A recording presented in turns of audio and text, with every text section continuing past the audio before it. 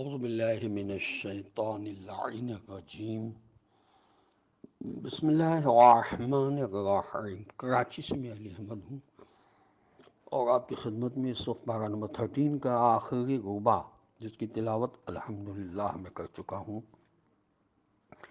اب اس کا ترجمہ جو علامہ ذیشان حیدر جوادی صاحب نے کیا ہے وہ میں پیش کر رہا ہوں، تاکہ آپ کو اگر قرآن سے انسیت ہے تو آپ قرآن کی آیتوں کو سامنے رکھیں اور اس ترجمے کو سنیں۔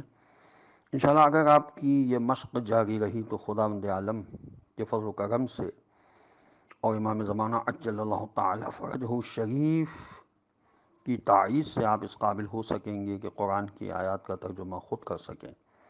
یہ الحمدللہ میرا تجربہ ہے۔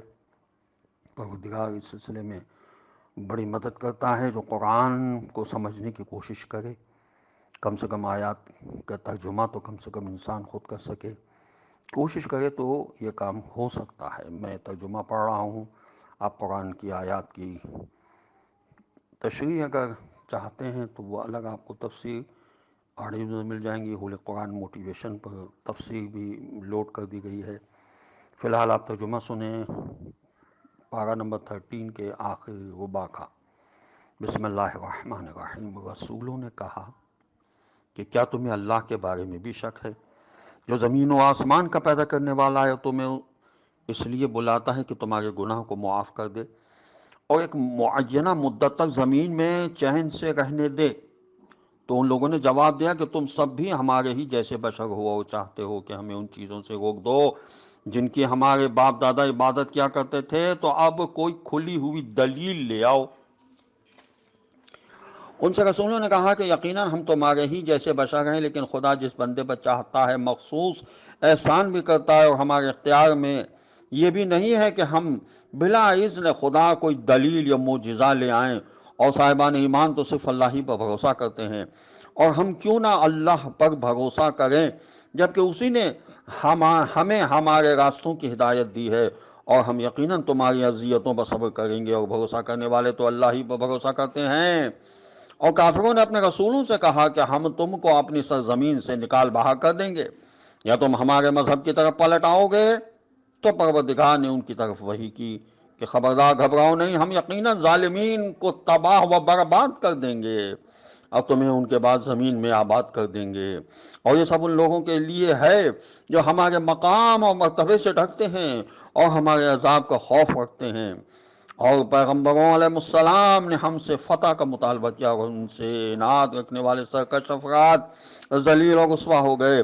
ان کے پیچھے جہنم ہے اور انہیں پیپ دار پانی پلایا جائے گا جسے گھونٹ گھونٹ وہ پئیں گے، اور وہ انہیں گوارا نہ ہوگا، اور انہیں موت ہر طرف سے گھیر لے گی حالانکہ وہ مرنے والے نہیں ہیں، اور ان کے پیچھے بہت سخت عذاب لگا ہوا ہے۔ جن لوگوں نے اپنے پروردگار کا انکار کیا، ان کے اعمال کی مثال اس راک کی ہے جسے اندھڑ کے دن کی تند ہوا اڑا لے جائے گی کہ وہ اپنے حاصل کیے ہوئے پر بھی کوئی اختیار نہ رکھیں گے، اور یہی بہت دور تک پھیلی ہوئی گمراہی ہے۔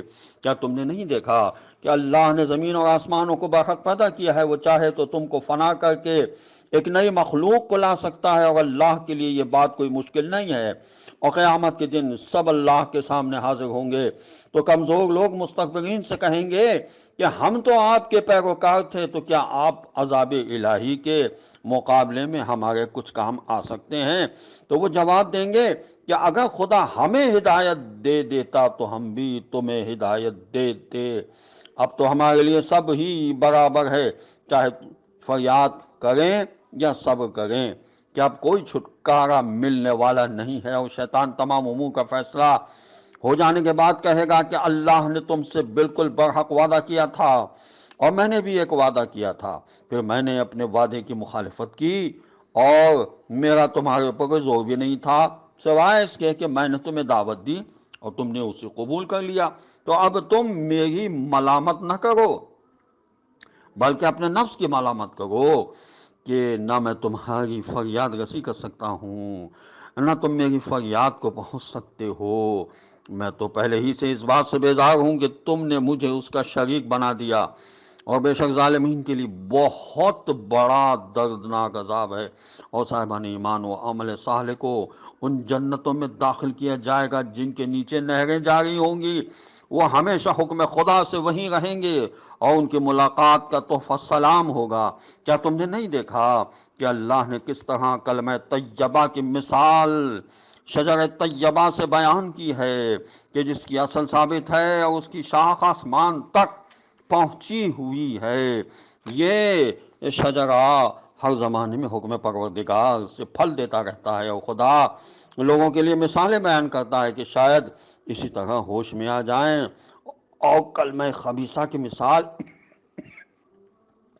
اس شجرہ خبیثہ کی ہے جو زمین کے اوپر ہی سے اکھاڑ کر پھینک دیا جائے اور اس کی کوئی بنیاد نہ ہو۔ اللہ صاحبان ایمان کو قول ثابت کے ذریعے دنیا و آخرت میں ثابت قدم رکھتا ہے، اور ظالمین کو گمراہی میں چھوڑ دیتا ہے، اور وہ جو بھی چاہتا ہے انجام دیتا ہے۔ کیا تم نے ان لوگوں کو نہیں دیکھا جنہیں اللہ کی نعمت کو کفران نعمت سے تبدیل کر دیا اور اپنی قوم کو ہلاکت کی منزل تک پہنچا دیا؟ وہ جہنم میں یہ سب واصل ہوں گے، اور وہ بدترین قرارگاہ ہے۔ اور ان لوگوں نے اللہ کے لیے مثل قرار دیے تاکہ اس کے ذریعے لوگوں کو بہکا سکیں۔ تو آپ صلی اللہ علیہ وسلم کہہ دیجئے کہ تھوڑے دن اور مزے کر لو، پھر تو تمہارا انجام جہنم ہی ہے۔ اور آپ میرے ایماندار بندوں سے کہہ دیجئے کہ نمازیں قائم کریں، اور ہمارے رزق میں سے خفیہ اور اعلانیہ ہماری راہ میں انفاق کریں، قبل اس کے کہ وہ دن آ جائے جب نہ تجارت کام آئے گی اور نہ دوستی۔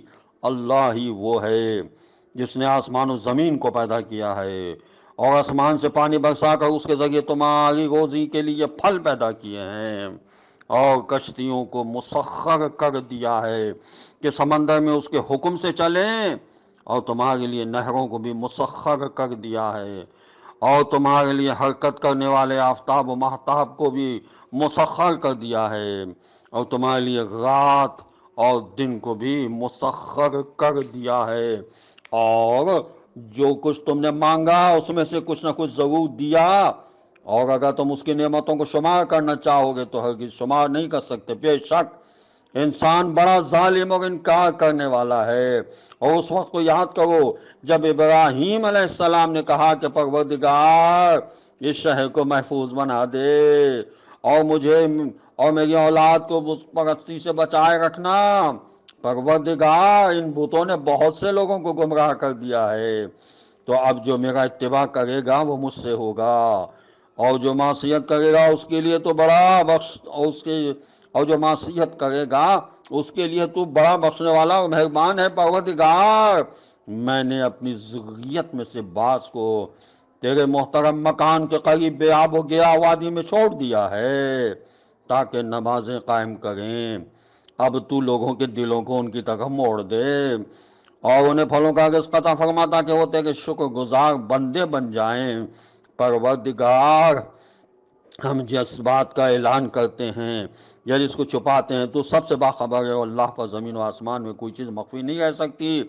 شکر ہے اس خدا کا جس نے مجھے بڑھاپے میں اسماعیل و اسحاق علیہ السلام جیسی اولاد عطا کی ہے، کہ بے شک میرا پروردگار دعاؤں کا سننے والا ہے۔ پروردگار مجھے اور میری ذریت میں نماز قائم کرنے والا قرار دے، اور پروردگار میری دعا کو قبول کر لے۔